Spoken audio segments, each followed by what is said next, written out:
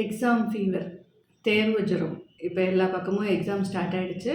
நானும் கிளினிக்கில் அந்த மாதிரி நிறைய பேஷண்ட்ஸு, கிளையண்ட்ஸ்லாம் பார்க்க ஆரம்பிச்சிருக்கேன். நான் அதை பற்றி அதனால் ஆஸ் அ டாக்டராக நான் சில வார்த்தைகள் சொல்லலாம் அப்படின்னு வந்திருக்கேன்.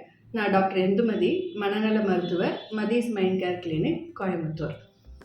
பார்த்திங்கன்னா பெரும்பாலும் பேரண்ட்ஸும் ஸ்டூடெண்ட்ஸும் பண்ணுற மிஸ்டேக்ஸ் என்ன அப்படின்னு யோசிச்சிங்கன்னா, ஃபர்ஸ்ட் ஆஃப் ஆல் வந்து தூக்கம். நிறைய பேர் நினைக்கிறாங்க தூக்கத்துக்கு எடுத்துகிட்டு படித்தா தான் படிக்கிறதா. அப்படி கிடையாது. ஆக்சுவலாக நல்லா தூங்கினா தான் நம்ம படிக்கிற விஷயங்கள் நம்ம மைண்டில் நல்லா ரெஜிஸ்டர் ஆகி தேர்வு நேரத்தில் நம்மளுக்கு வந்து நினைவுக்கு வரும். அதனால் வந்து ஒவ்வொரு ஸ்டூடெண்ட்டுக்கும் எவ்வளோ தூக்கம் தேவைப்படுது அப்படிங்கிறத பொறுத்து நம்ம தாராளமாக அவங்கள அலோவ் பண்ணலாம். ஸோ அதனால் தூக்கம் அப்படிங்கிறது ரொம்ப முக்கியமானது. தூக்கத்தை காம்ப்ரமைஸ் பண்ணிவிட்டு படிக்கணும் அப்படிங்கிற அவசியம் கிடையாது. அதே மாதிரி சில ஸ்டூடெண்ட்ஸ் வந்து ஏர்லியாக தூங்கி ஏர்லியாக எழுந்திரிப்பாங்க. சில ஸ்டூடெண்ட்ஸ் வந்து லேட் நைட் படிப்பாங்க, மார்னிங் கொஞ்சம் லேட்டாக எழுந்திரிப்பாங்க. ஸோ யாருக்கு எது கம்ஃபர்டபுளாக இருக்குதோ அப்படி படிக்கிறதுக்கு அலோவ் பண்ணுங்கள். காலையில் எழுந்திரிச்சு படித்தாதான் மண்டையில் ஏறும் அப்படின்னு நம்ம நினைக்கிறது வந்து சரி கிடையாது. ஸோ இது ஒரு முக்கியமான விஷயம். அடுத்தது பார்த்தீங்க அப்படின்னா டயட். நிறைய நேரத்தில் வந்து சில ஸ்டூடெண்ட்ஸ் எல்லாம் நல்லா படிக்கிற ஸ்டூடெண்ட்ஸு சாப்பிட்ற டைம் கூட மிச்சம் பண்ணுற அப்படிங்கிற மாதிரி படிக்கிறவங்கெல்லாம் உண்டு.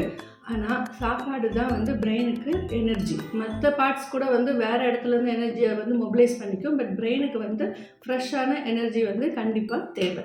ஸோ அதனால் டயட்டை வந்து கண்டிப்பாக ஸ்கிப் பண்ணாதீங்க. அடுத்து 3வது விஷயம் பார்த்தீங்க அப்படின்னா இந்த காஃபி டீ.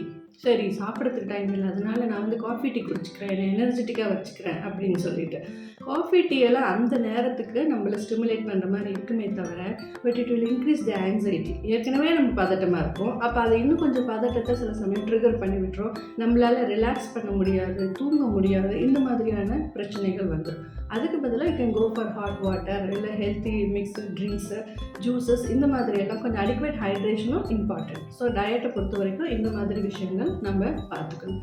அடுத்தது நீங்கள் எப்படி படிக்கிறீங்க அப்படிங்கிறது.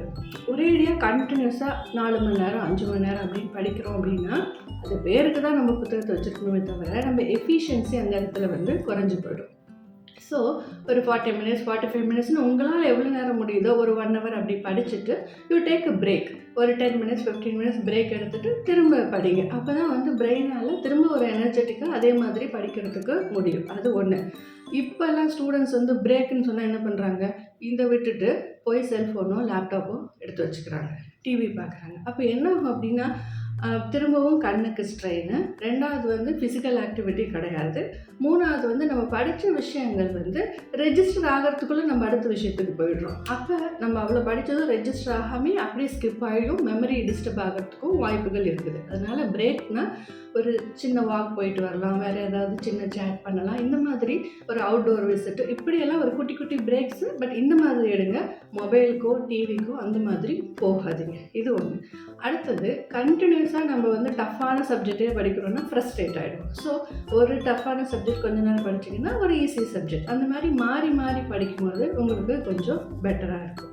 ஸோ இதெல்லாம் சில முக்கியமான விஷயங்கள். இதை தவிர கம்பேர் பண்ணிக்காதீங்க. தயவு செஞ்சு பேரண்ட்ஸோ இல்லை ஸ்டூடெண்ட்ஸோ அவங்க அவ்வளோ நேரம் படிக்கிறாங்க, இவங்க இவ்வளோ படிச்சுட்டாங்க அப்படின்ற மாதிரி கம்பேர் பண்ணிக்காதீங்க. உங்களால் எவ்வளோ ஃப்ளோவில் படிக்க முடியுதோ, எப்படி வருதோ அந்த மாதிரி படிங்க. அது போதும். கம்பேரிசனே திரும்ப ஆங்ஸைட்டியை க்ரியேட் பண்ணி விட்டுரும். இது ஒரு முக்கியமான விஷயம். அதுக்கப்புறம் ரிசல்ட்டை பற்றி யோசிக்காது. ஏன்னா ரிசல்ட் அப்படிங்கிறது வந்து ஃபைனல். அதை யோசிக்க அதை ஆங்ஸைட்டியை ட்ரிகர் பண்ணி விட்டுடும். அப்போ இப்போ படிக்கிற விஷயத்தில் நம்மளால் ஃபோக்கஸ் பண்ண முடியாது. இது என்ன ஆகிடுமோ, அது என்ன ஆகிடுமோ, இப்படி ரிசல்ட் வந்தால் நம்ம பேரண்ட்ஸ் கஷ்டப்படுவாங்களா, இப்படி யோசித்து ஸ்டடீஸில் இப்போ நம்மளால் ஃபோக்கஸ் பண்ண முடியாது. ஸோ அதனால் ரிசல்ட்டை பற்றி யோசிக்காமல் try to give your best. So நான் என்ன சொல்லுவேன் அப்படின்னா, எந்த ஸ்டேஜில் இருந்தீங்கனாலும் சரி, நீங்கள் 10th ஸ்டூடெண்ட்டாக இருந்தாலும் சரி, பிஹெச்டி ஸ்டூடெண்ட்டாக இருந்தாலும் சரி, it is a bend, it is not a end. So அதனால் வந்து டெஃபினட்டாக ஒவ்வொரு இதுலேயும் நமக்கு அடுத்தடுத்த ஆப்ஷன்ஸ் இருந்துகிட்டே இருக்குது. அதனால் don't lose your hope. Try to give your best and I wish you all the best. Thank you.